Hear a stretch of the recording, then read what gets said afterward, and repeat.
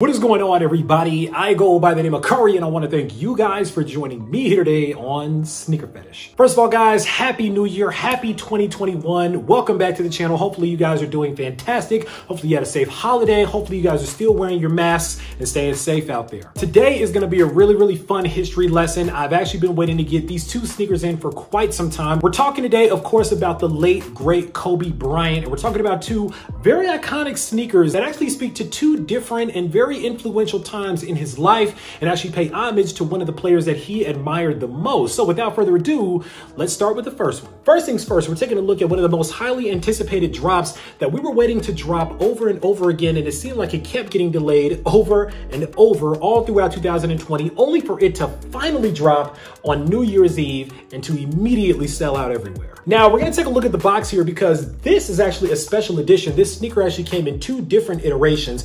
This one that we're looking at, I was actually lucky enough to be able to secure the exclusive, more limited edition pair with this special packaging. Now, just so you guys know, the special packaging is only for Shoe Palace. As you can see on what looks like tape here on a packing box, the Shoe Palace emblem right there in the middle. It also says for player use only. Like I mentioned, this is made to look like a packing box here, like a shipping box with the tape on the top. So let's start there. When you flip the box over to the side like this, it actually looks like kind of a fake shipping label as well to the Los Angeles practice facility. Has a little LAX stamp there, has a little barcode there. Of course, it's all fake, but it's all a part of the shipping box. Fantastic job by Frank Cook and the team over at Shoe Palace and Reebok for coming up with another dope sneaker that told another dope story. Speaking of story, let's dive into that while we're taking a look at the box as well. Now, if you guys may or may not remember, the summer of 2002, around that time, Kobe Bryant bought out his Adidas contract for over $8 million.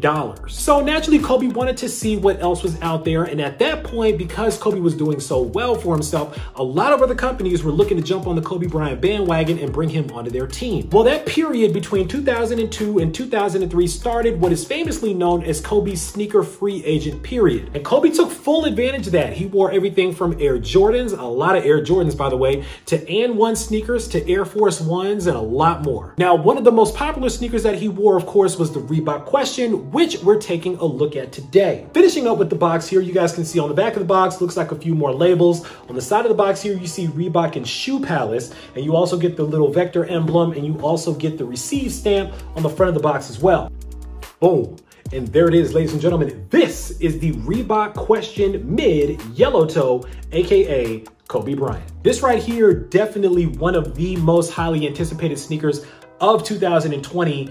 And I definitely see why. Unfortunately, everybody is not going to get their pairs until into 2021, but it is well worth the wait. I guarantee you guys. These sneakers vaporized off the Reebok website, the Shoe Palace website, every other website that you can imagine that dropped this shoe. And it was a bit controversial why the sneaker took so long to come out with. We'll talk a little bit about why it took the sneaker so long to come out with after we take a little deeper look at the shoe. All right, the first thing that we're going to take a look at so I can get it out of the way is this fake sample tag here. This is made to look like the promo sample tag that goes on all of the player edition sneakers when they receive them. You can see at the top there, it talks about the season that these sneakers were used in, fall, winter of 2002. It also says 2002 at the bottom of the tag, the Question Mid, Shoe Palace. It has a bunch of the little finer, more technical details of the shoe, like the style code as well. Really fly touch. So Shoe Palace in particular was supposed to be the only one that came out with this sneaker, and they wanted to do a really dope job of storytelling. So they included this to literally look like a sample sneaker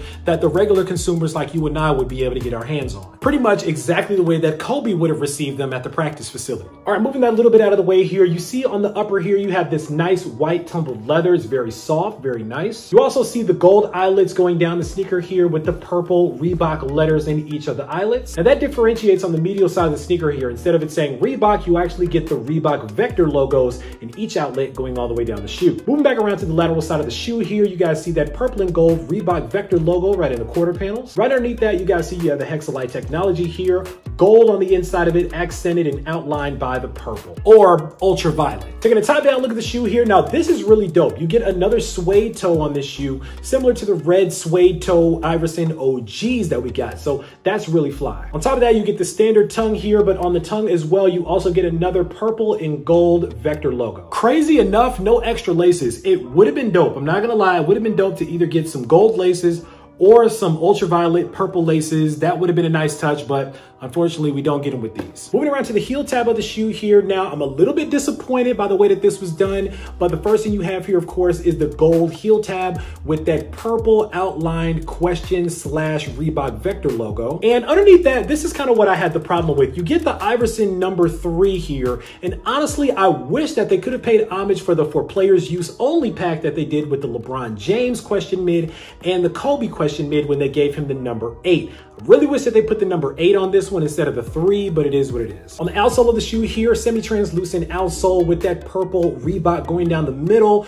with that vector logo, of course, in purple as well. And last but not least, the insole of the shoe, really, really dope. Laker gold, but on the heel here, you have the question vector logo. Underneath that, you see it says Shoe Palace, promo, property of Reebok, December 8th, 2002. Again, making it look like that classic PE promo sample. And that's pretty much it when it comes to the Shoe Palace exclusive version of the question mid yellow toe, AKA the Kobe Bryant PE. Now, again, this was a really interesting time in Kobe's history because at the time of this sneaker free agency, I personally felt like Kobe would wear the sneakers of a lot of the players that he really looked up to and he admired during that time. Maybe part of that Mamba mentality was actually wearing some of those sneakers so he could understand a little bit more about their feet and the way that they worked and the kind of technology that they used in order to perform the way that they could perform. It might seem a little bit left, but it's Kobe Bryant, so you never know. But one thing you guys may or may not remember is that Kobe actually put an article out in the Players Tribune a while back where he talked about how infatuated he was with the way that Allen Iverson played the game of basketball. If you guys remember, Kobe Bryant, I believe in 1999, I want to say,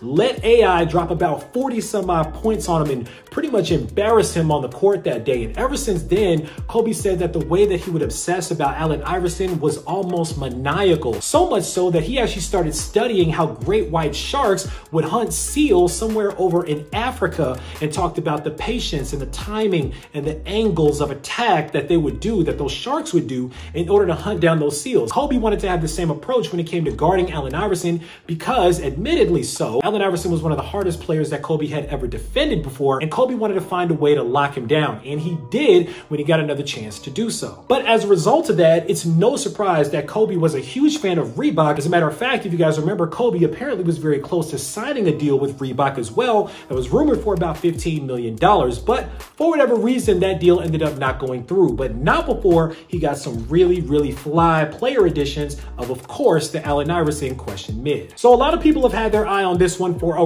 really, really, really long time, and honestly, Reebok didn't disappoint. Like I mentioned, Frank Cook and the team over there with the design on these, the storytelling, especially on the Shoe Palace exclusive version, was really, really dope. But the story as a whole is really fly. Now let's fast forward all the way to Christmas Day 2010 when Kobe is going up against the new super team that's known as the Miami Heat with LeBron James, Chris Bosh, Dwayne Wade. And Kobe wore a very interesting sneaker that would go on to be one of the most famous sneakers of all time, and especially one of the most famous Kobe's of all time. So let's take a look. Boom.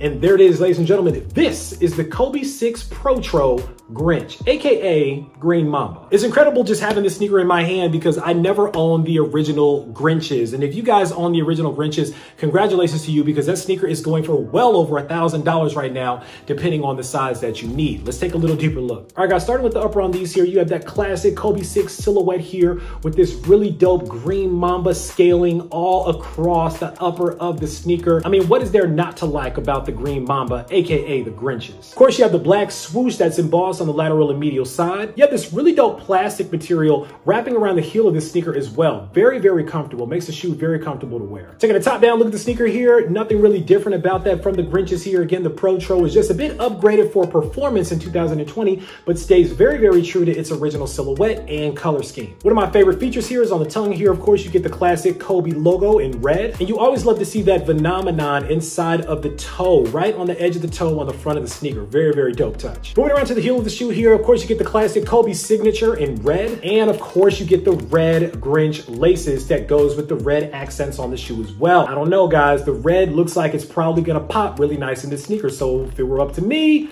I'm probably gonna swap these laces out and throw the red laces in there. It just looks so good. On the outsole of the shoe, classic Kobe 6 Protro outsole, nothing really different about that, with the Kobe emblem in red on the heel. The insoles of the shoe are one of my favorite parts of the Kobe 6 Grinches. On the left insole, you get the KB in red and it says the words, "I want a shoe that." And on the right insole, you get the number 24 in red and it finishes the statement, "molds to my foot." So you put them both together, I want a shoe that molds to my foot. And that's exactly what Kobe got. And that's pretty much it when it comes to the Kobe 6 Protro Grinch. Like I said, it's a simple sneaker in theory, but one of the most iconic sneakers of all time, especially when you talk about Kobe's. Now, again, taking a look at the Kobe 6 Grinch Protros and the new yellow toe Reebok Kobe PE here. Like I mentioned, two different times, but very specific and very iconic times in Kobe's history, especially in his sneaker history. And as we continue to celebrate Kobe's history through sneakers and through the incredible story that he's told and the legacy that he's left, sometimes there are some people that can come across and come out, especially on social media, that can seem to take advantage of their interaction and their experiences with Kobe. Let me explain. I would like to introduce you to SneakerPhetish. I'm not sure if I'm saying his last name right. It might be Pishivar or Peshiver. I'm not sure how you say it, but his first name definitely is Shervin, and he's known simply as Shervin on Twitter. Now, he's a big venture capitalist. He's been in the tech space for quite some time. He's a big deal within his own right. That's all well and good. But unfortunately, around December the 29th, right before the year was ending, Shervin took to Twitter to reveal some really interesting information about Kobe's plans to leave Nike. I'll spare you reading the entire thread, but basically the way that it went was that he shared screenshots of a meeting that he set up, a couple of pictures of Kobe with a couple of people from his design team, things of that nature.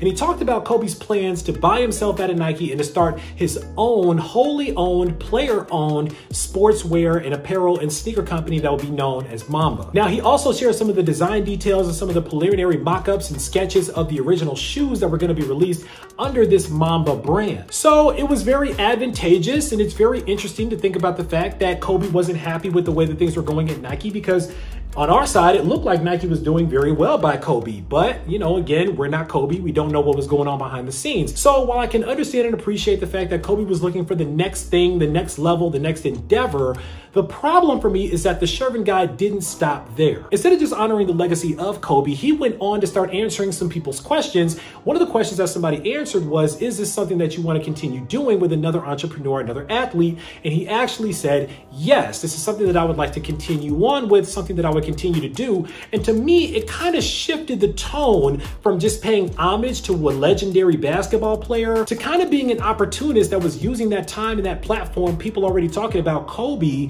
as a means to try to push forward his own thing. That's where he lost a lot of respect and credibility from me. I don't care what you're trying to do out here or what you're trying to push forward. You really shouldn't use somebody's name, especially somebody like Kobe, where there are a lot of fans and family members and people that are still grieving. And instead of letting that man rest in peace, people are trying to use that name and use the clout that came with revealing all of this information to try to push forward their own agendas for a business that they're trying to build. For me, that wasn't the time. That wasn't the place. I just want to appreciate Kobe for the amazing player that he was. All the what ifs and the things that he wanted to do and the things that he discussed behind closed doors. Hey, that's beautiful. That is what it is. I'm not mad at Kobe. As we all knew, he was a shrewd businessman. He was a venture capitalist himself. So it's no surprise that he was looking for what the next step was. But again, this isn't the place for that. This isn't the time for that. This is the time for us to appreciate Kobe's legacy and the player that he was and the amazing, phenomenal things that he contributed to the game in the sport of basketball. And to me,